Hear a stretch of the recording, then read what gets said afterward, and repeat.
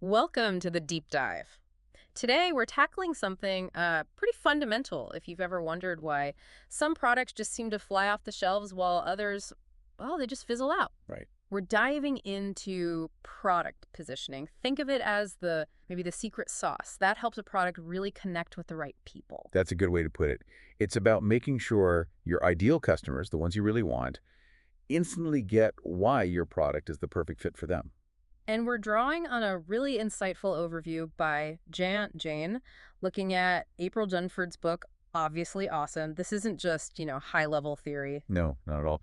Dunford lays out a very practical 10-step framework. And our mission today really is to pull out the essence of these steps. So you can get the core ideas of making a product obviously awesome, even if you haven't read the whole book yet. Exactly. Okay, let's jump in. Step one, understand the customers who love your product. This feels like, well, ground zero? It absolutely is. You can't position anything effectively if you don't know who you're positioning it for. The key is identifying your ideal customer. Not just anyone who buys it, but the real fans. Precisely. Who are the people already getting massive value from what you offer? It's digging into why they pick you over, you know, all the other choices out there. That why is where the gold is for positioning. So how do we actually find these ideal folks and understand what drives them? They don't exactly announce themselves. No, they don't. Dunford suggests a couple of really solid methods. First, customer interviews. Just talking to them. Actual conversations. Yes, in-depth conversations. Understand their problems, their needs, and crucially, what tipped the scales for them to choose your product. What was the real pain point they were trying to solve? Okay, getting those firsthand stories. What else? The other piece is systematically looking at feedback and reviews, especially from your most loyal users. Looking for patterns. Exactly. Recurring themes, common traits, the specific words they use to talk about your product and its benefits. The goal is to really nail down that specific customer segment and get inside their head why they keep coming back. That understanding is the absolute foundation. Right. Okay, so we have a clear picture of our best customers. Then step two is form a positioning team. Why does this need a whole team? Couldn't say marketing, just handle it. That's a common thought, but really strong positioning needs a wider view. You need perspectives from different parts of the business. That's why a cross-functional team is so important. Okay, so who should be involved? Who gets a seat at the table? Well, you definitely need marketing to get the market landscape, how to communicate value. Makes sense. Sales, absolutely. They're on the front lines, hearing directly from customers, feeling the competitive heat. Okay. Product development, of course. They know the product inside out, its capabilities. Mm-hmm. Customer success, too. They see how people actually use it and the value they get day to day. Right, the practical application. And critically, you need executive leadership. For strategic direction, buy-in, making sure it aligns with the bigger picture. That's quite a few cooks in the kitchen. How do you make sure that works? That it doesn't just become chaos? Good point. Clear roles, clear responsibilities. Everyone needs to know what their piece of the puzzle is. And just as vital is open communication, really fostering an environment where people can share insights honestly. Even challenge assumptions? Especially challenge assumptions and disagree respectfully. That collaboration ensures everyone's aligned. You make informed choices. You might even find, conflicting views, but good communication helps you work through that. All right, so the team is set up, communication flowing. Step three, align your positioning vocabulary and let go of positioning baggage. Ooh, baggage. That sounds potentially tricky. It definitely can be. This step is about getting everyone on the same page with language, using clear, consistent terms to talk about your product's value, internally and externally. So cutting out the jargon, the stuff that makes people's eyes glaze over. Exactly that. Avoid overly technical stuff, industry buzzwords that your actual audience might not get.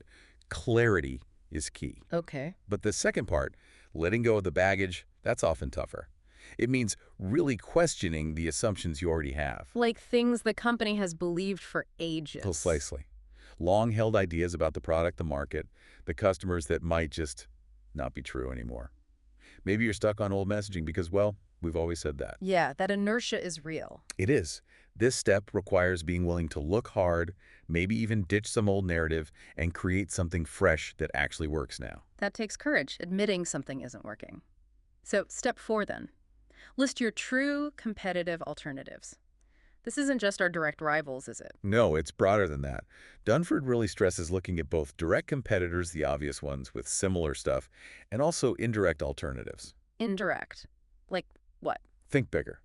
What else could your customer do to solve the problem? It might be a totally different kind of product, maybe a service, maybe even just a manual workaround they've rigged up. Or just sticking with the status quo, doing nothing. Exactly. Doing nothing is often a huge competitor.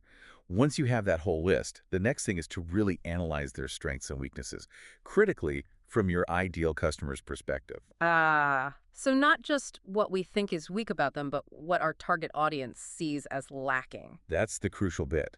Understanding where they shine and where they fall short in the eyes of your customer, that reveals the gaps. That's where you find your opportunities to differentiate. Okay. Where can you stand out? What need can you meet better? That insight is absolutely fundamental for building a real competitive edge. Right. Know the landscape to find your advantage. Which leads nicely to step 5. Isolate your unique attributes or features. This feels like getting to the heart of it. It really is. This is about pinpointing what specifically makes your product different and delivers real, tangible value to that ideal customer we identified back in step 1. The focus has to be on real value. So it's not about just listing every single feature the product has. Definitely not. You have to filter out the features that are just table stakes, the ones everyone else has too. Those don't differentiate you. Dunford strongly advises using actual usage data. Seeing what people actually use. Yes, and customer feedback. To check your assumptions. Do these features really resonate? Do they solve a big problem? Are they the things your best customers rave about? Okay, validation is key. And once you have that list of truly unique, valuable features, Then it's all about clear, concise communication. You need to explain these features so customers instantly get it. Focus on the benefit they provide, not just the tech specs. got it. Benefit over features. So we know what makes us special. Step 6. Map attributes to value themes. This sounds like connecting the dots for the customer. It's exactly what it is. You're taking those unique features and linking them to broader benefits, bigger values that really hit home for your customers. Think about the ultimate outcomes they're looking for. So what do they actually achieve by using our product? What are their main goals? Right. So instead of just saying, we have feature X, you frame it around the outcome. Like instead of advanced data encryption, it's more like sleep better knowing your data is safe so you can focus on growing your business. Something like that. Perfect example. Translating the feature into a benefit that connects emotionally and practically. Once you group features under these value themes, you build a narrative. A story. Kind of, yeah. A compelling story using active language, showing clearly how your product helps them win, overcome challenges, make their lives better in some meaningful way. Okay, tell the impact story. Then step 7. Determine who cares a lot. Didn't we already identify our ideal customer? This sounds like drilling down even further. It is.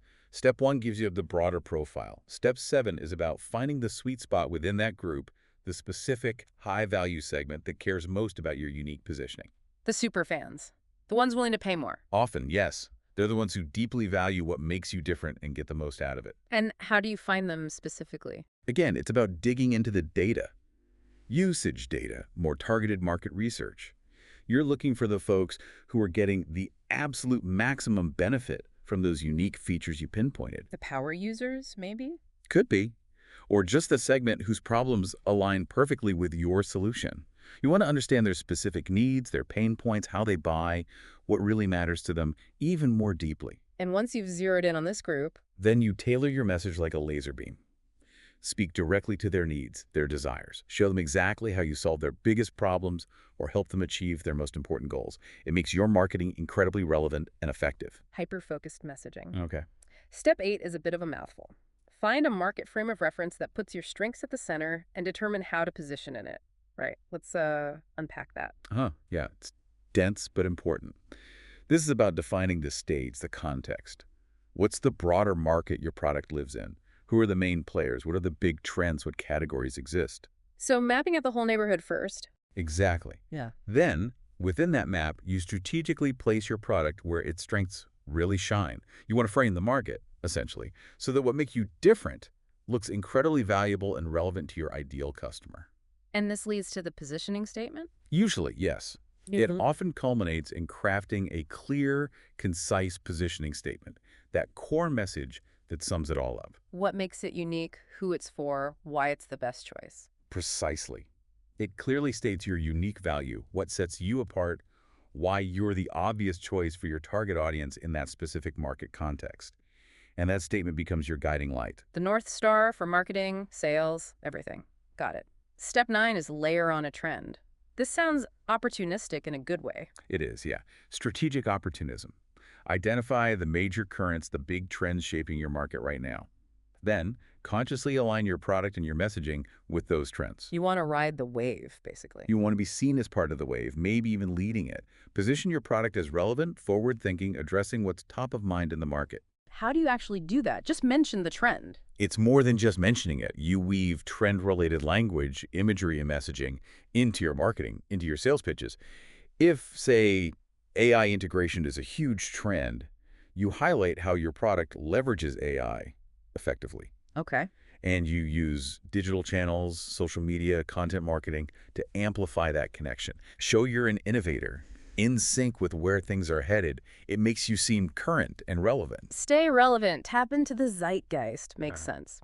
Okay, last step. Step 10. Capture your positioning so it can be shared. This feels like internal homework, making sure everyone's singing from the same hymn sheet. Absolutely critical. You've done all this work developing the positioning. Now you need to communicate it clearly, along with a why behind it, to everyone inside the company. Everyone, like engineers too, support staff. Yes, everyone. From product dev to customer support. They all need to understand and, ideally, really embrace the positioning. This internal alignment is what ensures a consistent message, no matter where a customer interacts with you. So the positioning statement isn't just for the marketing website. Not at all. It should guide almost everything. Marketing campaigns, yes, but also sales strategies, even product development choices down the line. And crucially, Dunford points out, this isn't a set it and forget it thing. It needs ongoing attention. Definitely. You need to constantly monitor its effectiveness, get customer feedback, watch market trends, track your KPIs, see what's working, what needs tweaking. Positioning is a living, breathing process of refinement. Okay, wow. So pulling it all together, these 10 steps are a really solid roadmap. It starts with deeply understanding your best customers. Right, then pinpointing what makes you truly different and valuable to them. And finally, communicating that uniqueness consistently and strategically, placing it perfectly within the market context. Exactly. It's a very deliberate way to make your product obviously awesome, not just accidentally good. It helps explain why some products just connect. It really demystifies success a bit. This has been super insightful. Now, a final thought for you, the listener. Think about the products you use constantly, your phone, your favorite app, that coffee maker. Can you try and guess their positioning strategy using these steps? What makes them feel obviously awesome specifically to you? Something to chew on.